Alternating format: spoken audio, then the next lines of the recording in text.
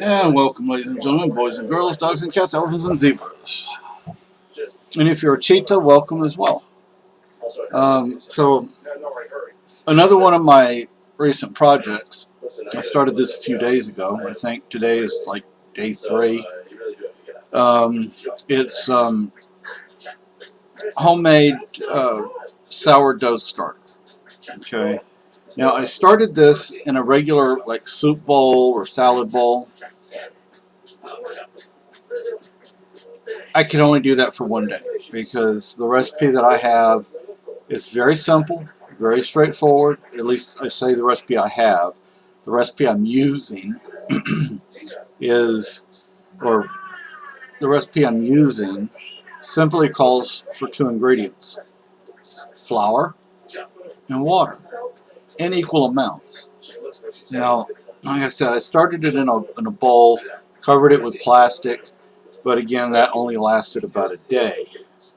Now, it is now in a empty container, excuse me, empty shortening container.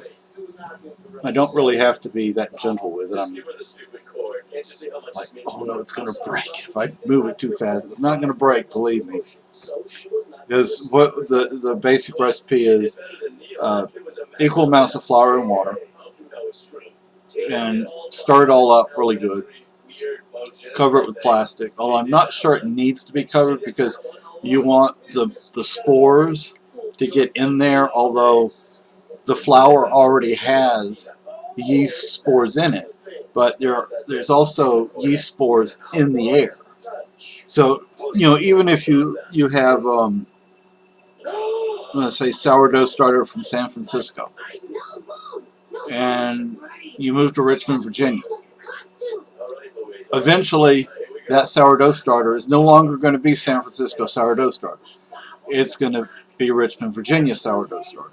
Okay, so now I also don't want to drop it. The lid is upside down instead of right side because I want some air and things to get into it. Now it is bubbling. See that? That tells me it's alive.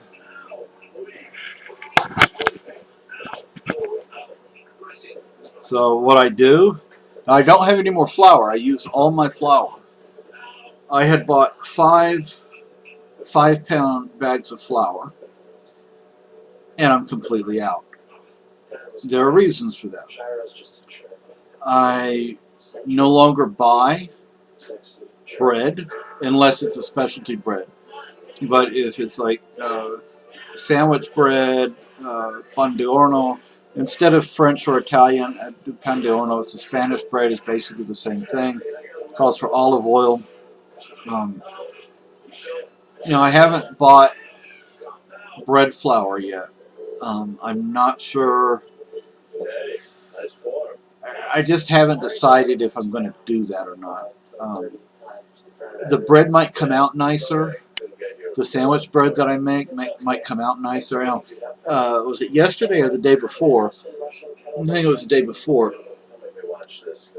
I made a loaf of bread without a recipe, and it came out just fine. There's actually still a slice or two up on the countertop, so that's nice that I can do that. Um, so this is my sourdough starter. Now, since I don't have any more flour, that means I am not able to add anything to it right now. But the recipe calls for adding an equal amount of flour and water each day, and then you stir it up really good, and you can see the bubbles, so it's working. The yeast is in there, and it's working. It's alive. It's living. It's alive. For those who saw the movie in the 70s, it's alive. I think they did a remake of it as well. And you can see the bubbles popping and coming up and popping. So it's looking nice. Like I said, I don't make most of my bread anymore. I mean, I don't buy most of my bread anymore. I don't think you want to see my chest. But Tortillas, I make my own flour tortillas. Actually, tonight I made a couple of corn tortillas. They came out better than they have in the past, and that's because I added more water to the masa, and so they came out a little thinner, which is what I've been looking for. Um, Now, what I did was I fried them up. Now, I can make gorditas, puffy tacos, with the masa mix, but these I made thinner than what I would do for gorditas or puffy tacos. But anyway, just wanted to show you that, and be on the lookout for Super Kitty, because Super Kitty may be coming back. Have a good night.